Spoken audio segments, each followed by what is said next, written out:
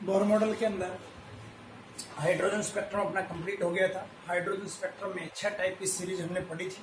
Lyman series से लेके Humphry तक।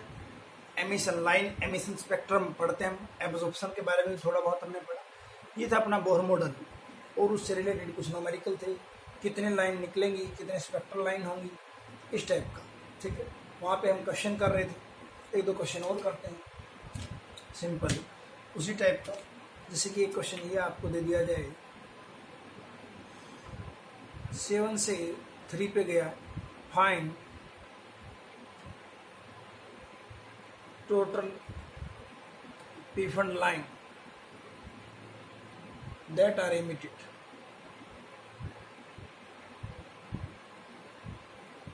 जो इमिट हुई टोटल पी फंड लाइन कितनी है।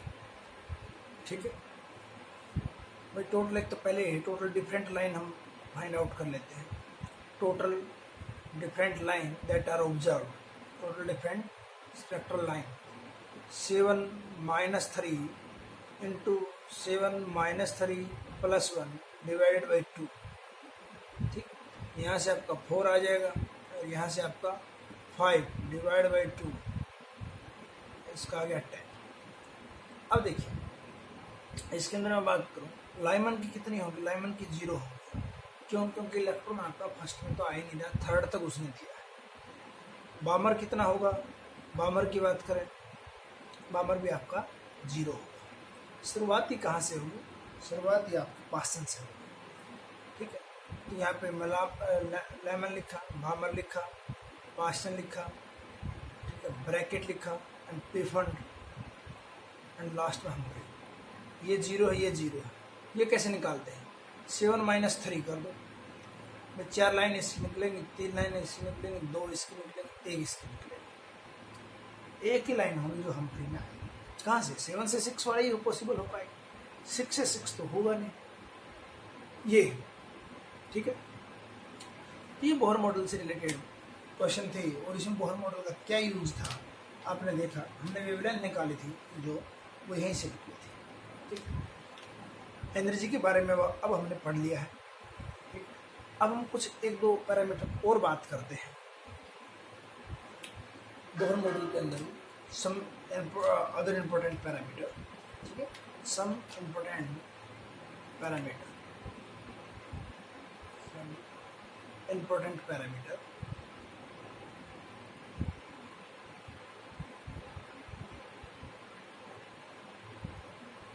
some important parameter। देखो ये फिजिक्स से रिलेटेड चैप्टर थोड़ा ज़्यादा है और ये सेम चीज़ 12th क्लास में तुम फिजिक्स में भी पढ़ोगे। 12th क्लास में तुम फिजिक्स में भी पढ़ोगे। ठीक है, तो उसके अंदर तुम देखोगे कि वहाँ पे तुम्हें आसान लगेगा, क्योंकि तो तुम फिजिक्स की बहुत फंडामेंटल नॉलेज उस टाइम पे तुम्हारे पास होगी और तुम पहले केमिस्ट्री में भी ये पढ़ चुके। ठीक है, तो बात करते हैं यहाँ पे हम angular velocity, angular velocity, angular frequency, angular frequency and time period of revolutions, time period of revolutions, time period of revolutions. ठीक है, देखिए ये आपका न्यूक्लियस है और ये इलेक्ट्रॉन है। ये इलेक्ट्रॉन जो है आपका यूनिफॉर्म सर्कुलर मोशन में चल रहा है। यूनिफॉर्म सर्कुलर मोशन क्या होता है? सर्कुलर मोशन तुम फिजिक्स में पूरा चैप्टर पढ़ोगे, वहाँ पे आ जाएगा जो वेलोसिटी सेम वेलोसिटी के साथ चल रहा है। और हम जानते हैं इलेक्ट्रॉन की वेलोसिटी 2.2 × 10⁶ Z/n मीटर पर सेकेंड होगी और इस ऑर्बिट में हमेशा यही रहेगी। ये बोहर ने भी बताया था स्टार्टिंग। ठीक है, ये है। अब मान लिया स्टार्टिंग में यहाँ पे है, अब उसने एंगल चेंज करके यहाँ पहुँच गया। तो जैसे तुम लीनियर वेलोसिटी निकालते हो ऐसे एंगुलर वेलोसिटी निकालोगे। वहाँ पे हम डिस्प्लेसमेंट जो करते हैं, लीनियर डिस्प्लेसमेंट अपॉन टाइम, यहाँ dθ/dt करते हैं। और कैसे निकालोगे भाई? यहाँ पे मान लिया यहाँ से लेके यहाँ पे आपका पहुँच गया तो कितना एंगल चेंज होगा? 360। ठीक, तो हम एंगल डिवाइड बाई टाइम लेंगे, एंगल को लेते हैं रेडियन में, हम डिग्री में नहीं लेते। तो क्या यूनिट आएगी? रेडियन पर सेकेंड। एंगुलर फ्रीक्वेंसी भी रेडियन पर सेकेंड में ही आती है, और टाइम पीरियड को टी, दोनों चीजें अलग होती हैं।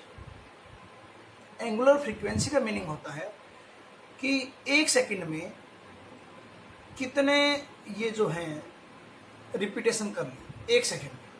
जैसे मान लिया इलेक्ट्रॉन एक सेकंड में 5 बार यहां से कर लिया एक सेकंड के अंदर, तो आप बोलोगे 5 रिवोल्यूशंस इसने कंप्लीट किया, तो पर सेकंड। इसकी भी यूनिट वही आ जाएगी, रेडियन पर सेकंड। क्या आ जाएगी? रेडियन पर सेकंड। जब ये वेलोसिटी कांस्टेंट है तब उस टाइम पे आप एंगुलर वेलोसिटी और एंगुलर फ्रीक्वेंसी को इक्वल करोगे। इसको किसी को डिटेल में पढ़ना तो फिजिक्स प्रोफेसर से आप पढ़ें एंगुलर वेलोसिटी और एंगुलर फ्रीक्वेंसी। बोहर मॉडल के केस में या फिर दुनिया में कहीं भी जब यूनिफॉर्म वेलोसिटी होगी तो हम बोल देते हैं कि angular velocity and angular frequency are same, angular frequency and angular velocity are same, तो हम बोलते हैं। ठीक है, तो देखिए एंगुलर जो वेलोसिटी होती है, एंगुलर वेलोसिटी ये सारी चीजें फिजिक्स में तुम अभी पढ़ने वाले हो, मैकेनिक्स में आ जाएगा। एंगुलर वेलोसिटी लीनियर वेलोसिटी, ठीक है, linear velocity divide by r, angular velocity, ठीक है, वी बाई आर। वी की वैल्यू क्या थी? 2.2 10⁶ जेड बाई एन, मीटर पर सेकंड था, ऐसा ही ले लोगे। आर की वैल्यू क्या थी? 0.529 n square upon z, angstrom में था, 10⁻⁻10 मीटर में कर लेता हूँ ऐसा यूनिट, तो इसकी भी ऐसा यूनिट में आ जाएगा, ये रेडियन पर सेकंड। ठीक है, कोई आपसे ये वैल्यू पूछने वाला नहीं है। डायरेक्ट आपसे पूछा जाता है किसके डायरेक्टली प्रोपोर्शनल होगा, तुम देखोगे ये आपका z square upon n cube के डायरेक्टली प्रोपोर्शनल होगा, z square upon n cube के डायरेक्टली प्रोपोर्शनल होगा। ये angular frequency in Bohr model, Bohr model में हम क्या कर देंगे? Angular frequency is equal to angular velocity. क्यों? क्योंकि इलेक्ट्रॉन की स्पीड हम कांस्टेंट यूनिफॉर्म स्पीड से चलता है, वो हम मान के चलते हैं। ठीक है, तो एंगुलर फ्रीक्वेंसी होगी, यहाँ फ्रीक्वेंसी एफ आर, एक फ्रीक्वेंसी, दोनों का सिंबल वही होता है। ठीक, ये होती है 2π f भाई कितने सर्कल कंप्लीट किया वो तो एफ बता देगा, और ये एंगल को बता रहा है आपका 2π, ये आपका सिंपल फ्रीक्वेंसी। और फ्रीक्वेंसी और टाइम पीरियड में क्या रिलेशन होता है? 2π/t। ये तो हमेशा के लिए वैलिड है, ऐसा नहीं है बोहर मॉडल को छोड़ दीजिए, ये वैल्यू तो हमेशा के लिए सही होती है। एंगुलर पर आप निकालोगे तो भाई वो आपको बता देगा कि एक सेकंड में एक साइकिल कंप्लीट हुआ। ठीक है, तो कितना एंगल किया आपने कंप्लीट? तो 2π से आप मल्टीप्लाई करें, टाइम पीरियड आपका 2π/t आ गया। ठीक है, ये है। अब यहाँ से जो एंगुलर फ्रीक्वेंसी और एंगुलर वेलोसिटी बोहर मॉडल के अंदर दोनों क्या होते हैं? सेम होते हैं। ठीक, एंगुलर वेलोसिटी और एंगुलर फ्रीक्वेंसी को आप सेम कर सकते हो। तो एंगुलर फ्रीक्वेंसी की अब मैं बात कर रहा हूँ, एंगुलर फ्रीक्वेंसी क्या हो जाएगी? Directly proportional to z square upon n cube. Time period directly proportional to n cube upon z square, n cube upon z square, ये आ जाएगा n cube upon z square, ये है। तो ये आपके इनके रिलेशन डायरेक्ट आएंगे और उसमें क्वेश्चन आएगा, इस तरीके से क्वेश्चन आएगा। देखिए कि आपसे बोल देगा time period of second orbit of hydrogen atom to time period of third orbit of electron in helium plus। भाई इलेक्ट्रॉन का टाइम पीरियड निकालना है, सेकंड ऑर्बिट में कितना है, थर्ड ऑर्बिट में कितना है, यहाँ पे हीलियम प्लस और यहाँ हाइड्रोजन। ठीक है, समझ रहे होंगे। अब बात ये आती है आप कैसे निकालोगे। ठीक है, time period in case of hydrogen and time period in case of helium. Formula आपका क्या? टाइम पीरियड में n cube by z square. ठीक है, कितना ऑर्बिट लिया इसका? सेकंड ऑर्बिट लिया है तो 2⁻³ डिवाइडेड बाई जेड, कितना था जेड? 1 1⁻², नीचे वाले के लिए, हीलियम प्लस के लिए। किस ऑर्बिट की बात कर रहे थे? थर्ड ऑर्बिट की, 3⁻³ डिवाइडेड बाई 2 की पावर 2, ये ऊपर से 8 आ जाएगा, नीचे से 27 इंटू 4 आपका आंसर आ जाएगा। तो ये इस टाइप के क्वेश्चन आएंगे रेशियो वाले। आपको ये जो कांस्टेंट वैल्यू है नहीं, इसका कोई रूल है ही नहीं। तो ये था angular velocity, angular frequency and time. Physics में तुम कुछ और भी चीज़ें निकालना सीख जाओगे इसके। जैसे एक टॉर्क होता है, टॉर्क क्या होता है? Change in angular momentum, change in angular momentum per unit time, change in angular. तो आपको बोलेगा एक इलेक्ट्रॉन ऑर्बिट नंबर 7 से ऑर्बिट नंबर 3 में पहुंच गया और उसने 10⁻12 सेकेंड लिया, तो टॉर्क निकाली। टॉर्क कितना एक्सपीरियंस किया इलेक्ट्रॉन ने, वो फिजिक्स में तुम टॉर्क होता क्या है वहाँ पे जाके आप पढ़ोगे। तो आप चेंज इन एंगुलर मोमेंटम तो अब भी निकाल सकते हो। कैसे? mvr = nh/2π होता है, ये चीज़। तो ये था आपका कुछ इंपॉर्टेंट पैरामीटर। अब हम बात करते हैं डेरिवेशन पे आते हैं। डेरिवेशन कैसे करें? सारा बोहर मॉडल में डेरिवेशन के लिए दो चीज़ें जो सबसे ज़्यादा इंपॉर्टेंट है। अब तक मैंने डेरिवेशन नहीं कराया, आपको बोहर मॉडल पूरा पढ़ा दिया, ठीक। हम डेरिवेशन करते हैं। डेरिवेशन कैसे हो? डेरिवेशन कुछ चीज़ों को मैं करवा के दिखा देता हूँ डेरिवेशन, बाकी की तुम खुद करो। डेरिवेशन के लिए एक तो उसने जो सबसे पहला चीज़ बताई थी, mvr angular momentum of an electron in an orbit is equal to nh/2π। m mass of electron जो घूम रहा है, v velocity of electron in that orbit, r is the radius of that orbit is equal to nh/2π। n is equal to the orbit number, n is orbit number, h is the Planck constant and 2π। ये समझ दो। पहली चीज तो ये उसने बताई थी, ये उसका सबसे इंपॉर्टेंट पोस्टुलेट, सबसे जो ज्यादा था वो ये था। बोहर ने जो बिल्कुल एकदम क्रांति जो आ गई थी वो इसी पॉइंट की वजह से है। तो दूसरी बात जो बताई उसने, दूसरी क्या है हम देखते हैं। दूसरा उसने बताया था कि जो इलेक्ट्रोस्टैटिक फोर्स ऑफ अट्रैक्शन है वो सेंट्रीफ्यूगल फोर्स के बराबर है। इलेक्ट्रोस्टैटिक फोर्स ऑफ अट्रैक्शन जो होगा, electrostatic force of attraction, electrostatic force of attraction, force of attraction, वो इलेक्ट्रॉन ने बताया था कि अंदर क्यों नहीं गिर रहा, क्योंकि जो अंदर की तरफ फोर्स लग रहा है वो किसके बराबर हो जाता है? बाहर की तरफ भी एक फोर्स लग रहा है, उसको बोलते हैं सेंट्रीफ्यूगल। और वो तुम फिजिक्स में डिटेल से पढ़ोगे। तो ये होता है हमेशा k Q1 Q2 upon r square. r क्या है? Distance between Q1 and Q2। Centrifugal क्या है? mv² upon r। कोई भी चीज चल रही है सर्कल में उसकी वेलोसिटी अपॉन r, ये इस टाइप की चीज है। अब अपने पास तो क्या है? एक न्यूक्लियस है। न्यूक्लियस में कितना चार्ज मिलेगा ये तो डिपेंड करता है न्यूक्लियस किसका है। हाइड्रोजन का हुआ तो 1 प्रोटॉन है, हीलियम का हुआ तो 2, इस तरीके से। तो इसके अंदर कितना होगा? Z होगा, ठीक है, Z के बराबर होगा। Z प्रोटॉन हुए, एटॉमिक नंबर को Z से रिप्रेजेंट करते हैं। इलेक्ट्रॉन कितना होगा? इलेक्ट्रॉन हमेशा 1 ही होगा। क्यों? क्योंकि बोहर मॉडल 1 इलेक्ट्रॉन के लिए वैध है। तो यहाँ पे यदि मैं इसको पुट करके बताऊँ आपको, k Z E इंटू इसका चार्ज माइनस ई आ जाएगा। मैं ई लिख लेता हूँ क्योंकि आपको जो माइनस और प्लस है वो ये बताने का काम आता है फोर्स अट्रैक्टिव है या रिपल्सिव। माइनस है तो attractive, divide by r square is equal to mv² upon r। k की वैल्यू तुम्हें पता है, मतलब एक है kz² अपॉन r square is equal to mv² upon r। ये दूसरी इक्वेशन, दो इक्वेशन से सारे डेरिवेशन तुम कर लोगे। kz² अपॉन r स्क्वायर। अब एक k नहीं बदल सकता है, कभी भी k नहीं बदलेगा। k की वैल्यू वही 9 × 10⁹ होती है। आपको एटम बदल देगा। हाइड्रोजन लेगा तो Z की वैल्यू 1, हीलियम प्लस लेगा Z की वैल्यू 2, Li+2 लेगा तो Z की वैल्यू 3। ये जो Z की वैल्यू है वो बदल सकती है, तो Z हमने यहाँ रख दिया। E क्या है? E है चार्ज ऑफ इलेक्ट्रॉन, और E is equal to 1.6 × 10⁻19 coulomb. जब इलेक्ट्रॉन का लेते हैं तो माइनस यहाँ लगाओगे तो यहाँ माइनस लगा। प्रोटॉन का लोगे, प्रोटॉन का चार्ज भी वही होता है, तब यहाँ प्लस लगा लोगे आप। यहाँ पे मैंने इसे माइनस क्यों नहीं लगाया? यहाँ पे एक्चुअल में यहाँ माइनस था, बस वो आपको माइनस तो डायरेक्शन बताने के लिए था कि ये फोर्स अंदर की तरफ लग रहा है। कहाँ पे लग रहा है? फोर्स अंदर की तरफ लग रहा है, ये बात थी।